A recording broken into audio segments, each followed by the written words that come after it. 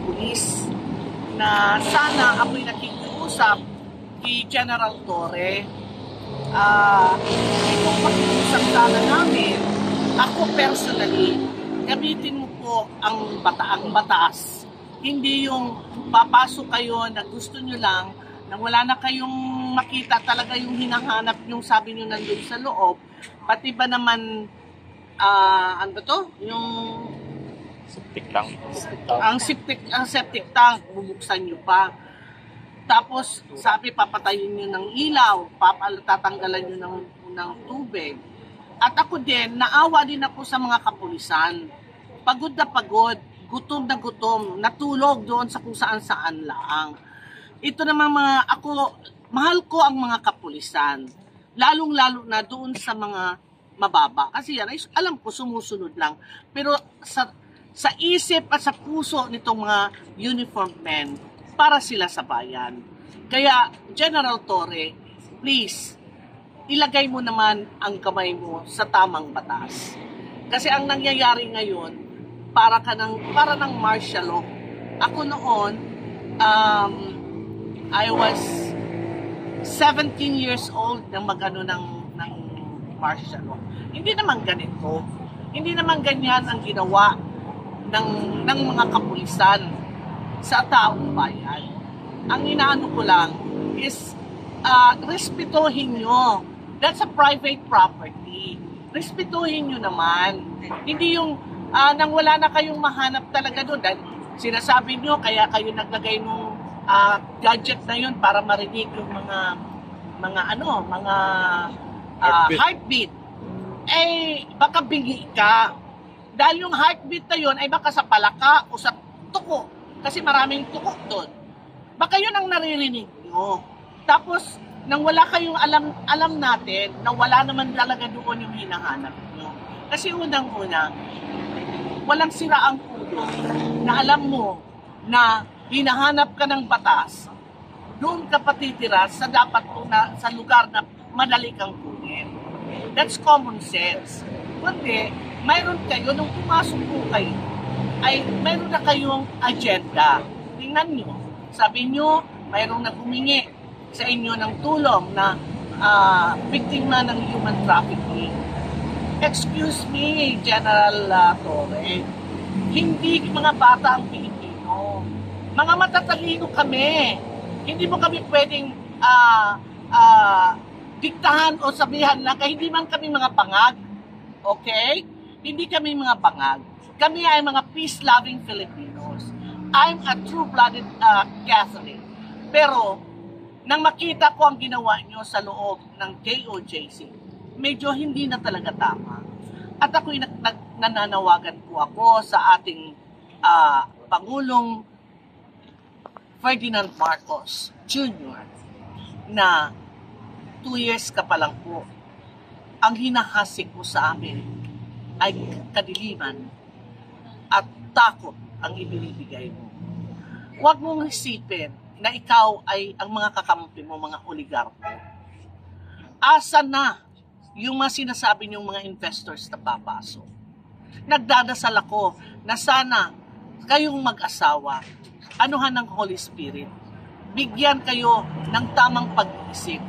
At kay Senator Ivy, we respect you a lot before. But me now, personally, ikaw yung nagbulo sa amin. Ikaw. At inaantay namin na magsalita ka para maliwanagan ng taong bayan. It's not about your family anymore here. You're a politician. But you have to serve the Filipino people. Hindi yun para sa pamilya.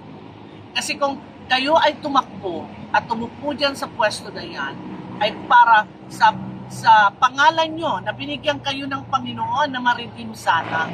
Pero worst ang ginawa ng Marcos. Kaya, Senator Amy, dahil ikaw naman talaga ang unang-una na nagpunta ng Davao at nakikiusap kay VP Inday Sara na sabayan ang kapatid. Sana naman, this is your turn dahil alam mo kung ano ang tunay na pagkatao ng kapatid. Ikaw na sana ang magsabi ng totoo. Dahil andyan si Kathy Okay? Kasi Binag. Nagsasabi na, sinabi na niya lahat. We are just waiting for you to speak up. To tell the Filipino people na kung ano yung sinasabi ni Kasi Binag. Na, ano ito ha? Konkreto ito, hindi ito drawing. Sana naman, sabihin mo na sa taong bayan na ang kapatid mo ay ganun talaga. Yan, pag ginawa mo yan at bumaba ang iyong kapatid, papalakpakan namin kayo at mamahalin pa rin kayo ng sambayan ng Pilipino. Dahil lahat tayo ay makasalanan. Nagkasala, pero dapat i-accept natin na nagkasala tayo.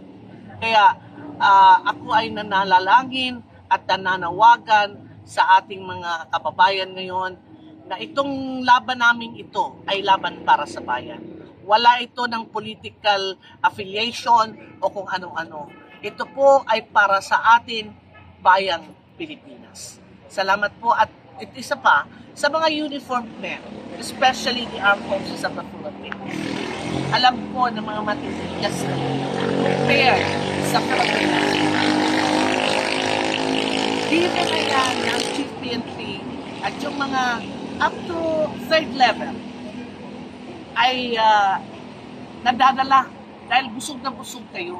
Pero isipin niyo po na yung tinatanggap yung pera, darating ang panahon na ipinapakain niyo yan sa pamilya.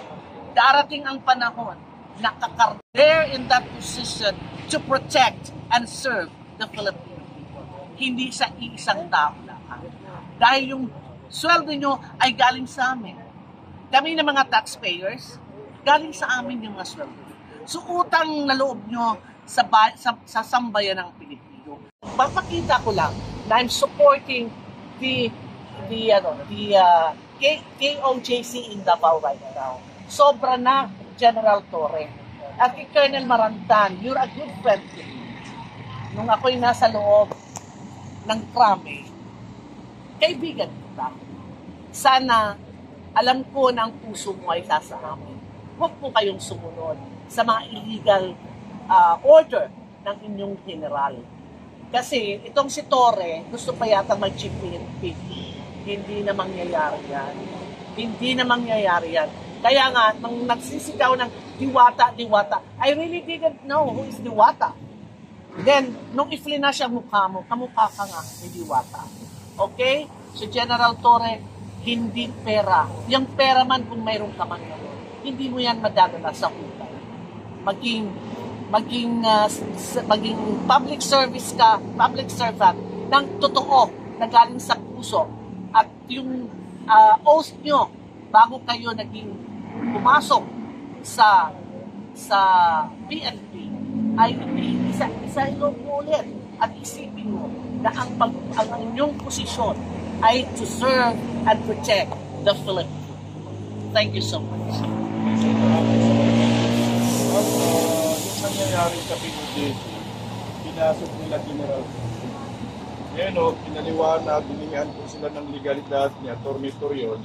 Wala ho silang pakialam sa batas.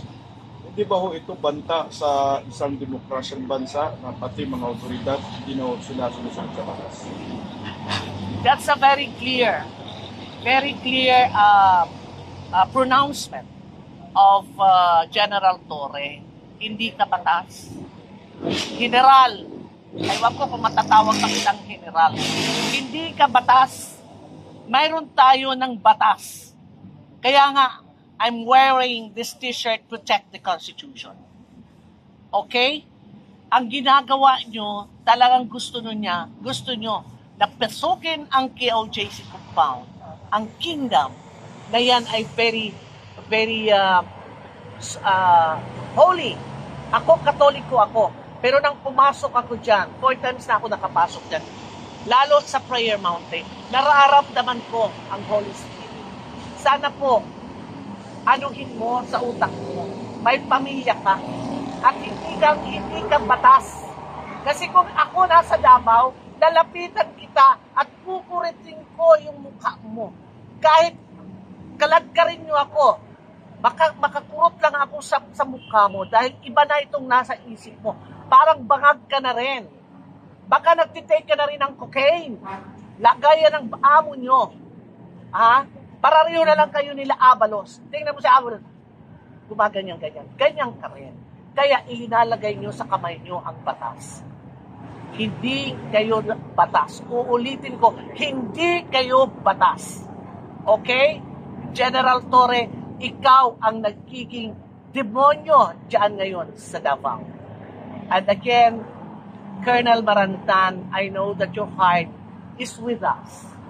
Again, huwag ka po susunod sa illegal na order ng nakakataas sa iyo. Nakita nyo naman, di kayo naawa, General Torre, ikaw nakahiga ka sa kama, nakahiga ka sa aircon, kahit nandun sa kotse, naka-aircon ka.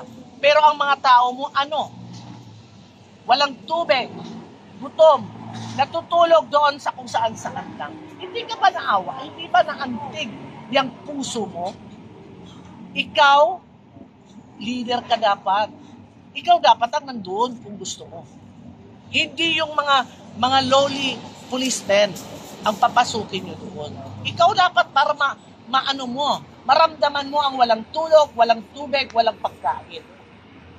At kung saan-saan na lang kayo pumunta. So, again, General Torre, kami ay nagdadasal. Ayoko na bukahin ka. Ipagdadasal na lang kitang ng daigdig na mabuksan ang isip mo at ang puso mo para sa bayan at para ma-realize mo that you are there to serve the Filipino people, to protect the Filipino people, not to be served. Okay? Thank you. Thank you.